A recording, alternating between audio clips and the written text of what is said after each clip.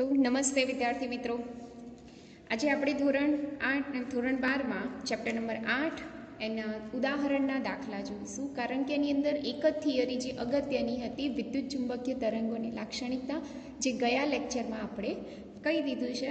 હવે આપણે ઉદાહરણના દાખલા જોઈશું. એમાં ઉદાહરણ નંબર 8.1 જુઓ દરેકની પાસે ટેક્સ્ટ બુક છે જ, બરાબર. ટેક્સ્ટ બુકમાં પાના નંબર 273 કાઢો. આ દાખલો બહુ શાંતિથી સમજજો તો જ આવડશે, અને થોડો લાંબો બી છે, ગણતરીવાળો છે, એટલે ધ્યાનથી જો. આપણે રકમ જોઈએ. રકમમાં શું કીધું છે કે એક સમાંતર પ્લેટ કેપેસિટર કે જેની વર્તુળાકાર પ્લેટની ત્રિજ્યા 1 મીટર છે, બરાબર. એટલે આપણે તો પહેલાં સમાંતર પ્લેટ કેપેસિટર આવી રીતના ડ્રો કરી દઈએ એટલે ખ્યાલ આવી જાય, બરાબર. અને આ સમાંતર પ્લેટ કેપેસિટર છે એ પોતે કેવી છે? વર્તુળાકાર છે, આ રીતના, બરાબર. આવી રીતના સમાંતર પ્લેટ કેપેસિટર આવી રીતના વર્તુળાકાર છે, બરાબર. હવે શું કહે છે કે આ વર્તુળાકાર પ્લેટની ત્રિજ્યા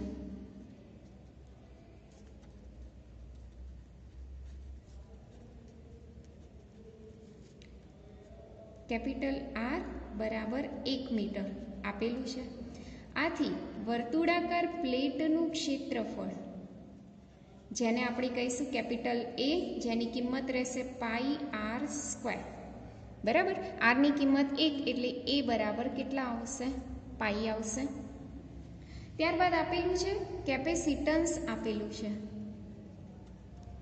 કેપેસિટન્સ બરાબર C બરાબર 1 નેનો ફેરાડે બરાબર 10⁻⁹ ફેરાડે. આ મળ્યું તમને C આપેલું છે. ત્યારબાદ એવું કીધું છે કે અવરોધ આપેલું છે. પહેલાં બધા ડેટા લખી કાઢીશું. અવરોધ કેપિટલ R બરાબર 1 મેગા ઓમ, મેગા ઓમ એટલે 10⁶ ઓમ, બરાબર. ત્યારબાદ 2 વોલ્ટની બેટરી આપેલી છે એટલે વોલ્ટેજ આપેલો છે V બરાબર 2 વોલ્ટ. સમય આપી દીધો છે સ્મોલ t બરાબર 10⁻³ સેકન્ડ. સ્વાભાવિક છે કે R અને C ઉપરથી આપણે સમય અચળાંક શોધી શકીએ છીએ. સમય અચળાંક જેને આપણે કહીએ છીએ ટાઉ. ટાઉની કિંમત કેટલી છે? તો જુઓ, R × C, તો R ની કિંમત 10⁶ અને C ની કિંમત 10⁻⁹, તો ટાઉ બરાબર કેટલા આવશે? 10⁻³ ખ્યાલ આવ્યો? એટલે આટલે સુધી આપણે ડેટા લખ્યા કમ્પ્લીટ. દરેકને ખ્યાલ આવી ગયો હશે. રકમમાં જેવી રીતે આપેલું છે એવી રીતે ડેટા લખ્યા. હવે શું પૂછ્યું છે કે આટલા સમય બાદ પ્લેટના કેન્દ્ર અને પરિઘ વચ્ચેના મધ્યબિંદુ P આગળ ચુંબકીય ક્ષેત્ર શોધો. એટલે ક્યાં શોધવાનું છે? આ પ્લેટનું કેન્દ્ર અને આ વર્તુળાકાર પ્લેટનું પરિઘ, એનું મધ્ય બિંદુ એટલે આટલું બિંદુ, જેને આપણે કહી દઈએ P અને O. હવે સ્વાભાવિક છે કે આટલું જો 1 મીટર થાય તો આટલું કેટલું થાય? અડધું થઈ જાય ને, તો 1/2 મીટર. યાદ રાખો, આટલું 1 મીટર છે વર્તુળાકાર પ્લેટની ત્રિજ્યા, તો એ તો આનું અડધું છે, એટલે 1નું અડધું કેટલું થશે? 1/2 મીટર. એટલે O થી P સુધીનું અંતર કેટલું છે? 1/2 મીટર, જેને આપણે OP કહી દઈએ, જેનો સિમ્બોલ લઈ લઈએ સ્મોલ r અને જેની કિંમત લઈ લઈએ 1/2 મીટર. આ ખાસ જોઈ લેવાનું. આ સ્મોલ r અને કેપિટલ Rમાં જાજો ફરક છે, એટલે ખાસ તમારે જોવાનું. હવે આગળ આપેલું છે કે વિદ્યુત ભાર આપી દીધું છે. વિદ્યુત ભાર જેનો Q કહીએ છીએ. Q બરાબર આપેલું છે CV કૌંસમાં 1 - એક્સપોનેન્શિયલ કૌંસમાં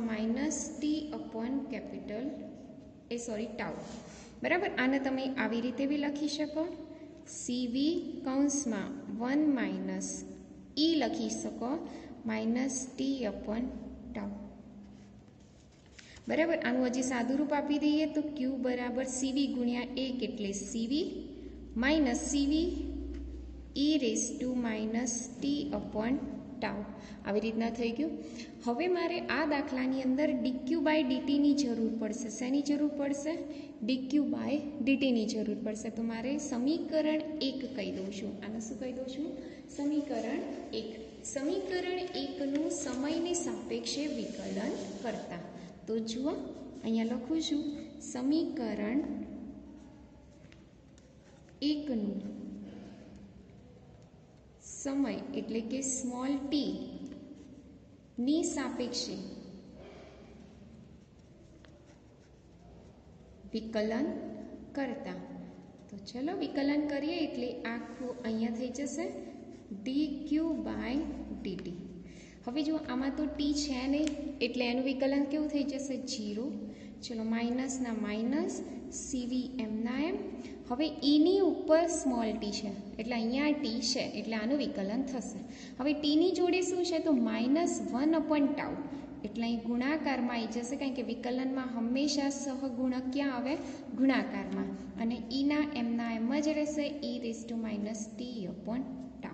આ ખાસ. હવે જુઓ ડીક્યુ બાય ડીટી બરાબર, તો જુઓ 0 તો લખવાના નહીં, ડાયરેક્ટ માઇનસ માઇનસ શું થઈ જશે? પ્લસ.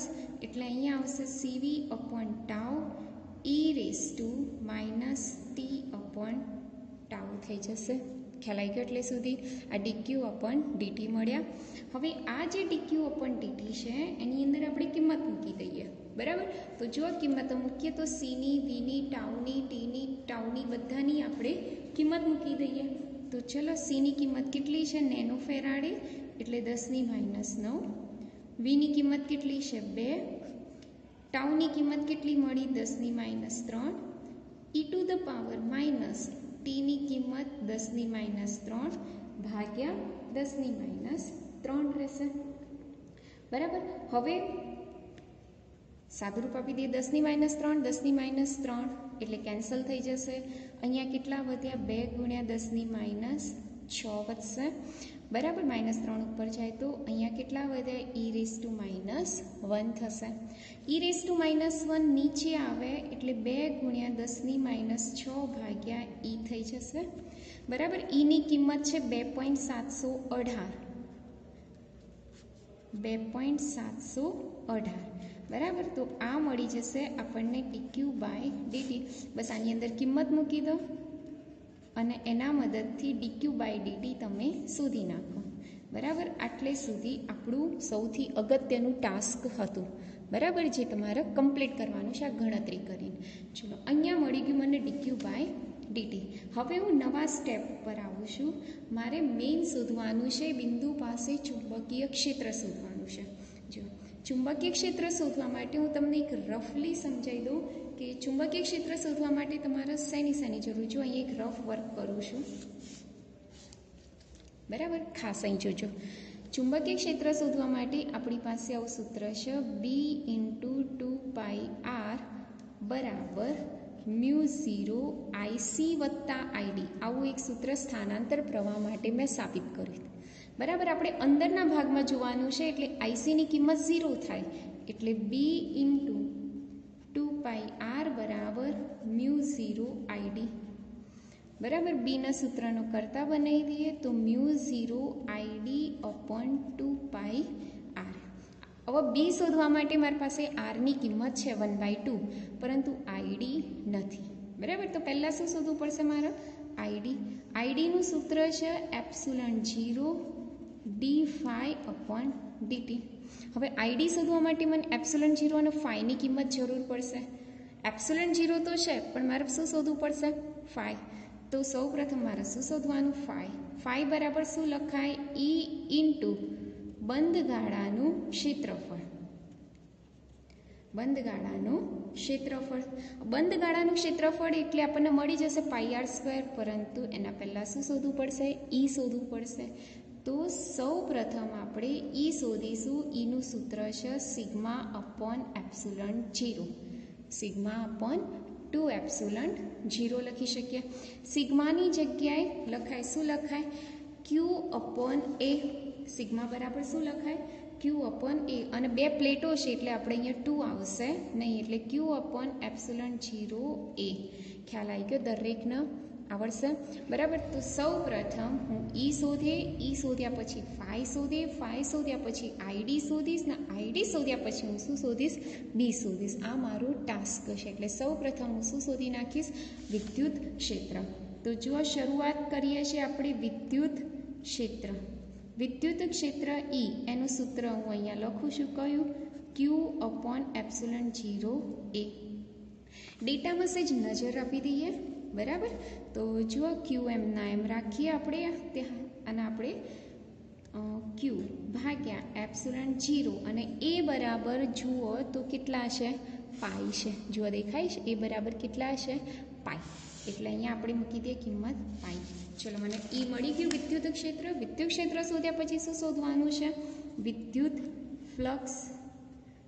તો ચલો વિદ્યુત ફ્લક્સ ફાઈ બરાબર સૂત્ર કયું છે?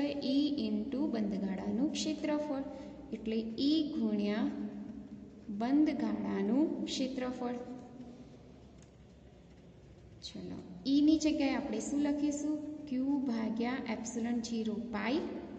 બંધગાળાનું ક્ષેત્રફળ, બંધગાળો એટલે આપણે ખાલી આની જ વાત કરવાની બરાબર. અને એના માટે તો ત્રિજ્યા કેટલી લેવાની? આપણે 1/2. એટલે અહીંયા લખીશું આપણે પાઈ અને આરની જગ્યાએ સ્મોલ આર લઈશું આપણે બરાબર. Pi cancel. E upon epsilon 0 આરની જગ્યાએ શું લખીશું? 1/2 નો સ્ક્વેર. 1/2 નો સ્ક્વેર એટલે 1/4, એટલે 4 એપ્સિલોન 0.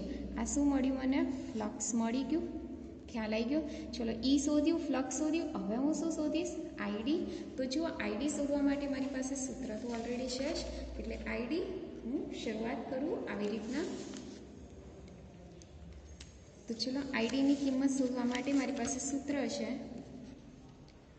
આઈડી બરાબર કયું છે? Epsilon 0 d5 upon dt.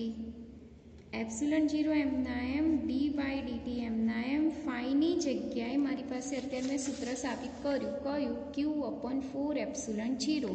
તો હું ફાઈની જગ્યાએ કિંમત મૂકું. કયું? ક્યુ અપોન 4 એપ્સિલોન 0. ચલો ક્યુ અંદર રહેવા દો, કારણ કે ક્યુ એ સમયનું વિધેય છે. એપ્સિલોન 0 એ સમયનું વિધેય નથી, એટલે 4 એપ્સિલોન 0 બહાર લઈ લઈએ. એટલે એપ્સિલોન 0 એમના એમ છેદમાં 4 એપ્સિલોન 0, અને અહીંયા શું આવશે? dq upon dt. Epsilon 0 cancel. શું વધ્યું? 1/4. અહીંયા શું વધ્યું? dq by dt. ખ્યાલ આવી ગયો? હવે આની અંદર કિંમત મૂકી દો. 1/4 ગુણ્યા dq બાય dt ની કિંમત અગાઉ તમે શોધી કાઢી શરૂઆતમાં. અહીંયા જુઓ આ બધી આપણે પ્રોસેસ કરીને એમાં dq બાય dt તમારે ગુણાકાર ભાગાકાર કરીને શોધવાનું. એ dq બાય dt ની કિંમત અહીંયા મૂકી દો એટલે તમને શું મળી જશે? આઈડી. ખ્યાલ આવી ગયો? એટલે આપણું આ સ્ટેપ પૂરું થઈ ગયું. આઈડી શોધાઈ ગયું. હવે શું શોધવાનું? બી. તો હવે આપણે શરૂઆત કરીશું એમ્પિયરના સર્કિટલના નિયમ અનુસાર. એમ્પિયરના સર્કિટલના નિયમાનુસાર. ચલો એમ્પિયરનો સર્કિટલનો નિયમ કયો છે? સંકલન બી અને અહીંયા આવશે 2πr કૌંસમાં. આમ તો ખરેખર શું છે સૂત્ર? બી ડીએલ બરાબર μ0 IC અપોન આઈડી બરાબર. હવે બી બહાર કાઢી દઉં તો અંદર શું રહેશે? ડીએલ. અહીંયા μ0 IC એટલે બહારના ભાગમાં વહેતો પ્રવાહ. જ્યારે આપણે અંદરના ભાગની વાત કરીએ ત્યારે બહારના ભાગમાં વહેતો પ્રવાહ કેટલો થઈ જશે? 0, અને વત્તા આઈડી થઈ જશે બરાબર. બી એમના એમ. ડીએલની જગ્યાએ શું લખીશું? 2πr. અહીંયા થઈ જશે μ0 આઈડી થઈ જશે. બસ બીના સૂત્રનો કરતા બનાવી દો. μ0 આઈડી ભાગ્યા 2πr બરાબર. આની અંદર કિંમતો મૂકી દો. જે બી આન્સર આવશે એનો એકમ કયો રહેશે? ટેસ્લા. આની ઉપરથી આપણે ચુંબકીય ક્ષેત્ર શોધી શકીએ છીએ. એટલે આ દાખલો થોડો શાંતિથી વ્યવસ્થિત રીતે ગણતરી કરી અને બહુ ધીરજ સાથે સમજશું. ત્યારબાદ આપણે નેક્સ્ટ ઉદાહરણ લઈએ. ઉદાહરણ નંબર 8.2. પાના નંબર તમે કાઢો 278, એની અંદર ડેટા જો 25 મેગાહર્ટ્ઝ આવૃત્તિ આપેલી છે. એટલે તમને ડેટામાં આપેલું છે પહેલાં આવૃત્તિ ન્યૂ બરાબર 25 મેગાહર્ટ્ઝ.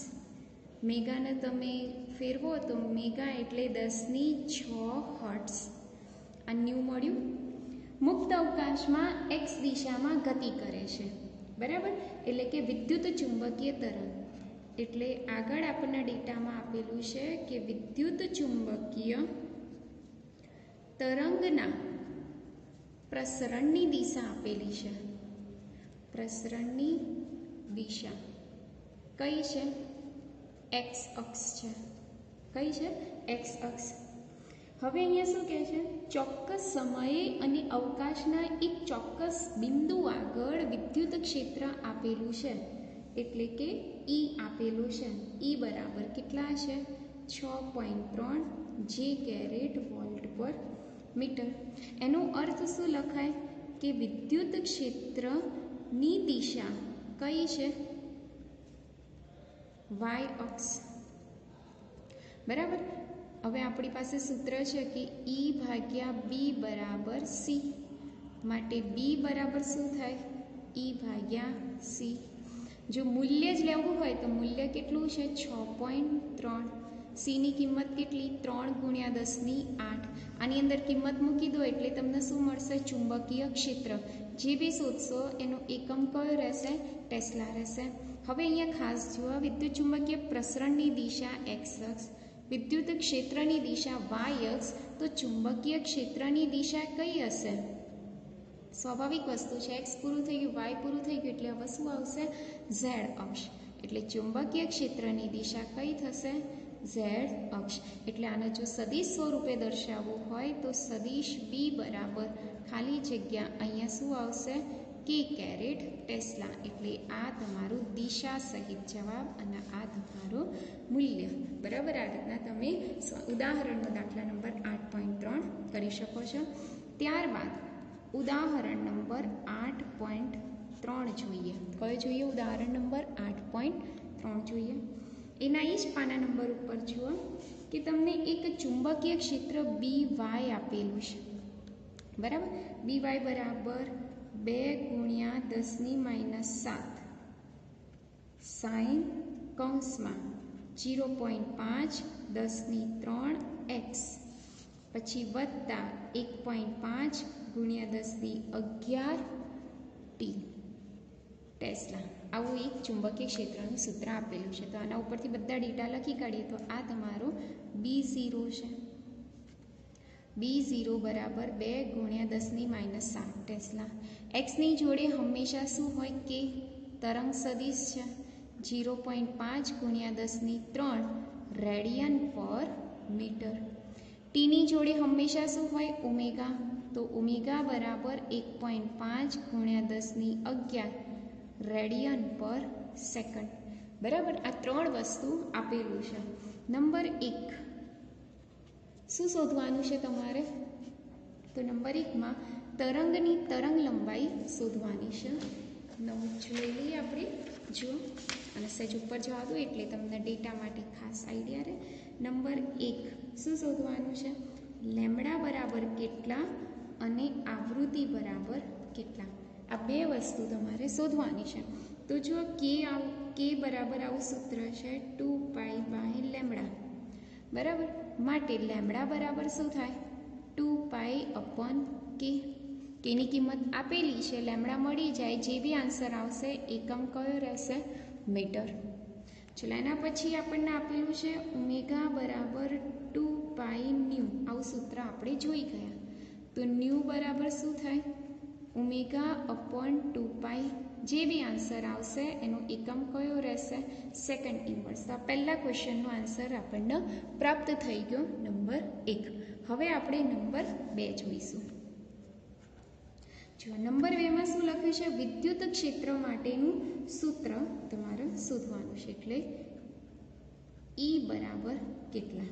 હવે જો ડેટામાં ચુંબકીય ક્ષેત્ર કઈ દિશામાં છે? વાય. વાય એટલે કઈ દિશામાં કહેવાય? જે કેરેટ. બરાબર. પછી પ્રસરણની દિશા કઈ જગ્યાએ છે? એક્સ. તો વિદ્યુત ક્ષેત્રની દિશા ક્યાં આવશે? ઝેડ એટલે કે કે અક્ષ થશે, બરાબર. તો સૌ પ્રથમ E0 શોધવા પડશે. E0 બરાબર શું લખાય? B0 ઇન્ટુ સી, સૂત્ર અનુસાર, બરાબર. B0 ની કિંમત આપેલી છે કેટલી? 2 ગુણ્યા 10 ની -7. સી ની કિંમત કેટલી? 3 ગુણ્યા 10 ની 8. 3 દૂની 6, -7 ને વત્તા 8 એટલે 10. એટલે E0 બરાબર કેટલા આવ્યા? 60 ન્યૂટન પર મીટર, ન્યૂટન પર કુલમ. આ E0 મળ્યા. હવે E વિદ્યુત ક્ષેત્ર કઈ દિશામાં આવશે? ઝેડ. એનું સૂત્ર આપણે લખવું હોય તો અહીંયા E0 લખવું પડે. સાઇન અંદર શું આવશે? kx વત્તા ઓમેગા ટી. બસ કિંમતો મૂકી દો. E0 ની કિંમત કેટલી મળી? 60. સાઇન એમના એમ. જો k ની કિંમત કેટલી છે? 0.5 ગુણ્યા 10 ની 3 એટલે અહીંયા લખી કાઢીએ.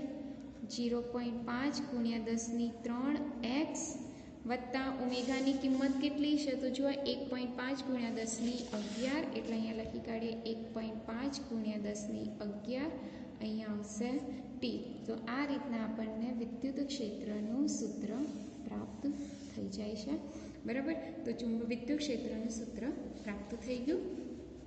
ત્યારબાદ જોઈએ ઉદાહરણ નંબર 8.4. કયું ઉદાહરણ જોઈશું? ઉદાહરણ નંબર આપણે 8.4 જોઈશું. જો એની અંદર ડેટા પાના નંબર 279 ઉપર છે. ડેટામાં શું આપેલું છે? 18 વોટ પર સેન્ટીમીટર સ્ક્વેર. જે તીવ્રતાનું સૂત્ર આપેલું છે, કારણ કે એકમ તીવ્રતાનું છે, બરાબર. 18 એમના એમ, વોટ એમના એમ, સેન્ટીમીટર સ્ક્વેર એટલે 10 ની -4 મીટર સ્ક્વેર. 10 ની -4 ઉપર આવે એટલે 18 ગુણ્યા 10 ની 4 વોટ પર મીટર સ્ક્વેર. આ તીવ્રતા આપેલી છે. બીજું, આ સપાટીનું ક્ષેત્રફળ આપેલું છે. ક્ષેત્રફળ એ બરાબર 20 સેન્ટીમીટર સ્ક્વેર એટલે 20 ગુણ્યા 10 ની -4 મીટર સ્ક્વેર. સમય આપેલો છે. સમય ટી બરાબર 30 મિનિટ આપેલું છે, બરાબર. એને સેકન્ડમાં કન્વર્ટ કરીએ તો 30 ગુણ્યા 60 સેકન્ડ તો કેટલા થશે? 1800 સેકન્ડ થશે, બરાબર. તો આપણે શોધવાનું છે એની અંદર બળ શોધવાનું છે. એટલે બળ F બરાબર કેટલા? હું તમને એક લિંક સમજાવી દઉં. બળ F બરાબર વેગમાન ભાગ્યા સમય, બરાબર. અહીંયાથી બળ શોધવા માટે તમારે શેની જરૂર પડશે? વેગમાન. એટલે સૌ પ્રથમ મારે શું શોધવું પડશે? વેગમાન. વેગમાનનું સૂત્ર છે U ભાગ્યા C, બરાબર. તો P શોધવા માટે સૌ પ્રથમ શેની જરૂર પડશે? U ની. અને U શોધવા માટે મારે સૂત્રની જરૂર પડશે I ના સૂત્રની, બરાબર. એટલે આ એક લિંક તમારી યાદ રાખવાની એમનેમ જ. તો સૌ પ્રથમ I ના સૂત્રની શરૂઆત કરું છું. તો જુઓ, તીવ્રતા I બરાબર U/A ઇન્ટુ ટી. આવું એક સૂત્ર છે. મેં વિદ્યુત ચુંબકીય તરંગોની લાક્ષણિકતામાં છેલ્લું સૂત્ર અમે તમને જણાવ્યું હતું. અહીંયાથી યુના સૂત્રનો કરતા બનાવી દો તો I ગુણ્યા A ગુણ્યા ટી થઈ જશે, બરાબર. I આપેલા છે 18 ગુણ્યા 10 ની 4. એની કિંમત છે આપણી પાસે 20 ગુણ્યા 10 ની -4 અને ટીની કિંમત છે 1800, બરાબર. આની અંદર કિંમત મૂકી દો, તમને શું મળશે? યુ મળી જશે. જે બી આન્સર આવશે એકમ કયો રહેશે? જૂલ રહેશે. ચલો, જેવો યુ મળશે તરત આપણે શું શોધી નાખીશું? વેગમાન. વેગમાન P બરાબર સૂત્ર કયું છે? U/C. બસ આની અંદર કિંમત મૂકી દો એટલે તમને વેગમાન મળી જશે. વેગમાનનું એકમ થશે કિલોગ્રામ મીટર પ્રતિ સેકન્ડ. તો અહીંયાથી તમને મળી જશે રેખીય વેગમાન P. જેવું તમને રેખીય વેગમાન મળી જાય એટલે બળનું સૂત્ર મૂકવાનું. બળ F બરાબર રેખીય વેગમાન ભાગ્યા સમયગાળો, ન્યૂટનની ગતિનો બીજો નિયમ, બરાબર. બસ વેગમાનની કિંમત અહીંયા શોધી નાખી, સમય આપેલો છે તમને 1800 સેકન્ડ, એના ઉપરથી તમે બળ શોધી નાખો, જે બી આન્સર આવશે એનું એકમ કયો રહેશે? ન્યૂટન. તો આ રીતના તમે ઉદાહરણ નંબર 8.4 સરળતાથી કરી શકો છો. ત્યારબાદ જોઈએ ઉદાહરણ નંબર 8.5. જો ઉદાહરણ નંબર 8.5 પાના નંબર 279 ઉપર એમાં ડેટામાં શું આપેલું છે? તો સૌ પ્રથમ 100 વોટ આપેલું છે. વોટ એટલે પાવર, પાવર એટલે પી, પી કેટલો આપેલો છે? 100 વોટ. 100 વોટ એટલે 100 જૂલ પ્રતિ સેકન્ડ. બરાબર. 3 મીટર દૂર ઉદ્ભવતા એટલે એની અંતર આપેલું છે, અથવા તો એને ત્રિજ્યા પણ કહી શકો છો, આર. આર બરાબર 3 મીટર. તો એ તો ચારે બાજુથી પ્રકાશ ફેલાય, તો એના માટે તમારે જો ક્ષેત્રફળ શોધવું હોય તો ક્ષેત્રફળ એ બરાબર શું થાય? 4πr². આની અંદર કિંમત મૂકી દો એટલે તમને શું મળી જશે? ક્ષેત્રફળ મળી જશે. બલ્બની કાર્યક્ષમતા આપેલી છે. કાર્યક્ષમતા કેટલી આપેલી છે? એટા બરાબર 2.5%. એનો અર્થ શું કે પાવર ભલે 100 વોટ હોય પરંતુ એની કાર્યક્ષમતા કેટલી છે? 0.5% છે. એટલે આપતું હોય 100 જૂલ, પરંતુ એના 0.5% ગણવાના, એટલે આને પી ડેશ કહી દઈએ. તો ખરેખર મળતો પાવર, ખરેખર મળતો પાવર જેને આપણે શું કહી દઈએ? પી. તો એ તો પેલા પાવરના બી કેટલા ટકા હોય? 2.5%. તો 2.5 ભાગ્યા 100%, દૂર કરીએ એટલે ભાગ્યા 100 થઈ જાય, અને ગુણ્યા પી ડેશ બરાબર કેટલા છે? 100 કેન્સલ, એટલે પી બરાબર ખરેખર કેટલા લેવાના? 2.5 વોટ લેવાના. બરાબર. આની મદદથી આપણી પાસે આઈનું સૂત્ર છે કયું? U/A × T. હવે ઉર્જા ભાગ્યા સમય એટલે આપણને શું મળે? પાવર. પાવર ભાગ્યા એ. તો પાવરની કિંમત 2.5 મૂકવાની, અને એની જગ્યાએ તમે અહીંયા શોધ્યું એ કિંમત મૂકી દો, અને આની કિંમત શોધી નાખો, સાદુરૂપ આપી દો, એ જે બી આન્સર મળશે એ તમારો આઈ મળશે. એટલે સૌ પ્રથમ તો આઈ શોધી નાખો, એનો એકમ રહેશે વોટ પર મીટર સ્ક્વેર. હવે તમારે શું શોધવાનું છે? કે વિદ્યુત ક્ષેત્ર અને ચુંબકીય ક્ષેત્ર ગણો. વિદ્યુત ક્ષેત્ર અને ચુંબકીય ક્ષેત્ર ગણો. તો આઈ બરાબર એવું લખાય છે ρ × C. આઈ બરાબર શું લખીએ છીએ આપણે? ρ × C. રોની કિંમત છે આપણી પાસે કઈ? ε0 ERMS² અને સી તો એમના એમ, એટલે રોની જગ્યાએ મેં ε0 ERMS² લખ્યું.